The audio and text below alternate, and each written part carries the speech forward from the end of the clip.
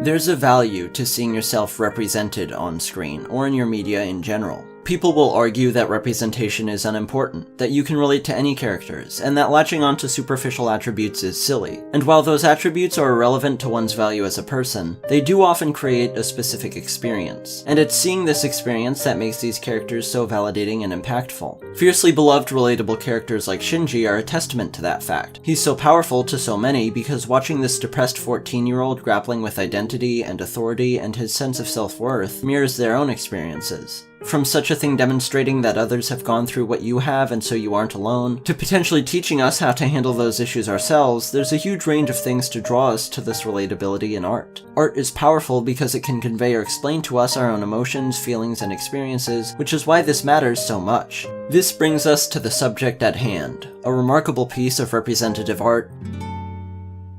Hourou Musuko. I fell in love with this anime within minutes of starting it up, that kind of deep, all-encompassing love that comes from the marriage of gorgeous, touching visual presentation, an arresting and evocative soundtrack, and an instant bond with the characters on screen. Just like seeing Shinji's avoidant depression hit me and others very hard, seeing Nitori's dysphoria impacted me deeply, as someone who in my religious middle school years had regularly included pleas to God to be turned into a girl in my nightly prayers. Hourou Musuko is a really fascinating, empowering watch for someone who relates to these experiences, but what's truly exemplary about it is that it does not rely upon you relating to it to have that impact, instead drawing the viewer into the series to come to understand this regardless of who they are. For the majority of viewers, who will not have gone through this, grappling with one's gender identity is an experience with which they will not be able to relate, and knowing this, Hourou Musuko's anime adaptation utilizes its medium masterfully in order to convey as much of this experience as it can, and to give its audience an understanding of these characters. A sense of otherness is one most people are familiar with, and indeed, to revisit Shinji once again, it's an element of his character to which many related. Your differences from others may be more or less visibly obvious to those looking on, but it is something of which you at least will likely be aware. In better cases, people will simply not be able to empathize with you on that point. In some, they may not understand or recognize your identity, and in worse cases, you will be judged and persecuted for it. Here, I will focus on a scene near the end of Hourou Musuko's first episode that demonstrates both the experiences of this othering and the potential for empathy to offer support to someone in this situation. These are things whose full extent can scarcely be encapsulated and conveyed through words, but are instead communicated through the languages of film and animation. Nitori comes home and notices her sister's outfit for an upcoming photoshoot that's been hung up, takes it down, staring at it longingly, and then after a furtive glance towards the doorway of the room begins putting it on. When Nitori begins admiring her reflection in the window, we are introduced to the first pieces of imagery in this scene, boundaries and reflections. Throughout this sequence, this imagery is used in order to put a barrier between Nitori and the other characters, to allow them to avoid looking at Nitori directly, and to retain a cold, unempathetic distance as they enforce Nitori's otherness. The shot into which Nitori's sister Maho enters is one facing that window Nitori had been using, with us witnessing this entrance as a reflection of her in that window. It then cuts to a view of Maho from the front, looking through that window from outside the building. With that window's dividing line, a barrier is once again being put between her and Nitori, and also between her and the viewer, so that they may experience this isolation alongside Nitori. The excellent framing here communicates all of this in such a way that the audience can feel and internalize it without that message being clumsily exposited.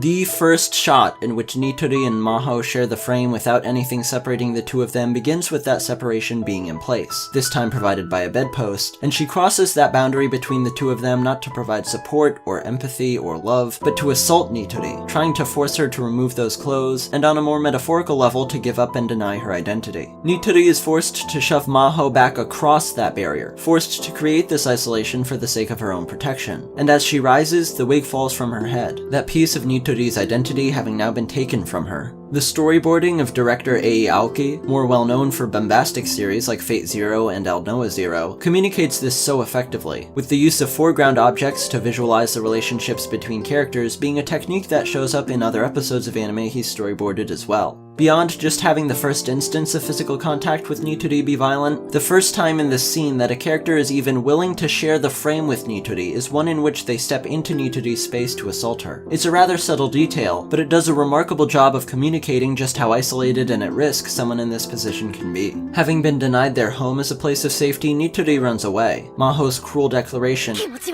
chasing her out the door and acquainting the audience with the feeling of being driven from one's home, feeling a suffocating inability to remain there any longer. As we will proceed to be shown, the world outside seems to be distressingly apathetic at best, and hostilely judgmental in many cases, but Nitori and so many others are cast out into it by the even more oppressive experience of a place that should be one of solace and understanding, instead viewing them with disappointment, fear, or hatred. To be viewed negatively by strangers hurts enough on its own, but for such feelings to come from people you care about, and who you've been taught to believe should care about you, can really instill in one a belief that there is something fundamentally wrong with them, that they are unlovable, and in those two little words, repeated over and over by Nitori as she runs away, the audience bears witness to her internalization of that idea.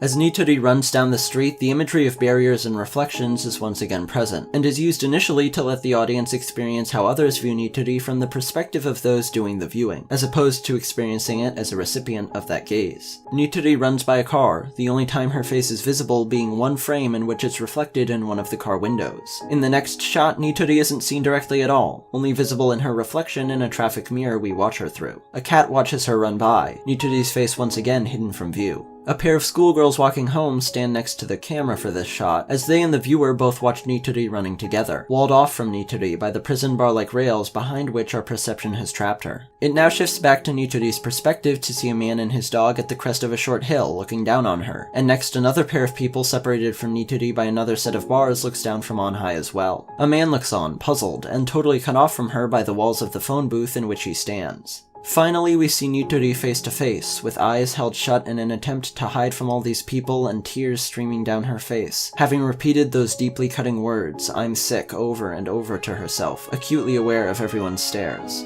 This entire sequence is rendered fantastically by animator Yu Yageshi, who seems to have a real skill for both running sequences and conveying suffering. Their work on the Kizumonogatari films is much more harsh and sketchy, with wild, exaggerated motions, crazed expressions, and few concerns about staying on model. Here, Yageshi displays a much more restrained touch, however, with a grounded and realistic portrayal of Nitori's pain and imbalance, stumbles being interspersed throughout her unsteady footfalls. This animation is also integral to those reflections, with appropriate warping of Nitori in these shots preventing us from being pulled out of the scene by poor compositing of them onto the mirrored surface. That warping is utilized once again to create a kind of fisheye lens when Takatsuki comes into view, driving home what an unexpected event his appearance is to the pained and confused Nitori. Takatsuki proceeds to close the gap, but leaves one last barrier between them as he makes his offer, giving Nitori the opportunity to safely take that step and accept this offer of her own accord, without being pressured or imposed upon. This is when the scene's true genius begins, flipping what had been claustrophobic and oppressive imagery on its head with the introduction of Takatsuki. Instead of creating a barrier between Nitori and others, the scenery now encloses her and Takatsuki, providing a sanctuary for the two of them as they are able to draw strength from and provide comfort to each other in an environment safe from prying eyes and the judgment they bring with them. This change in atmosphere really is striking, and communicates the idea that being cut off from the outside world can go from a completely demoralizing and alienating experience to an intimate, reassuring one if you've got someone who can empathize with you with which to share that space. Takatsuki is free to vent all of his frustrations, and this mixes together with a flurry of sakura petals as Claire de Lune crescendos beneath it, resulting in a transcendent audio-visual experience that marks the casting aside of some of their hang-ups and insecurities, along with the hopeful rebirth and new beginning those petals symbolize. It is by no means an instant or easy solution,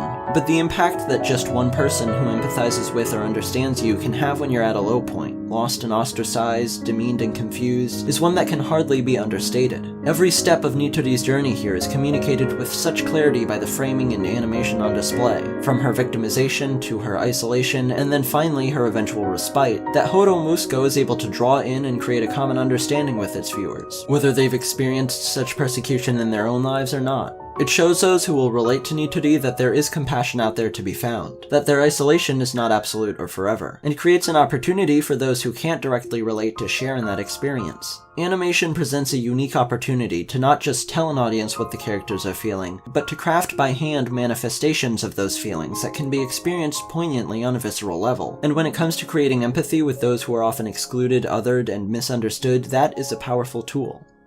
I imagine this is an anime I'll come back to at some point, as the fact that I was able to get an entire self-contained idea worthy of its own video out of just a single scene from this series should indicate just how much value it holds for me. And if this video had any value to you, then consider supporting me on Patreon. Joining Sam, Remy Goldschmidt, Joji Matthews, Culver James Kamai, Chris Wagner, Tinto37, Mathwiz97, Zach Penrith, Greg Greenwell, Cherry Boy Writer, Car Keys, Valkion, Mickey Stopwatch, Akai Kuroba, Kieran Rice, Raymond Tifi, Indigo, and all of my other patrons in helping to enable and improve this content.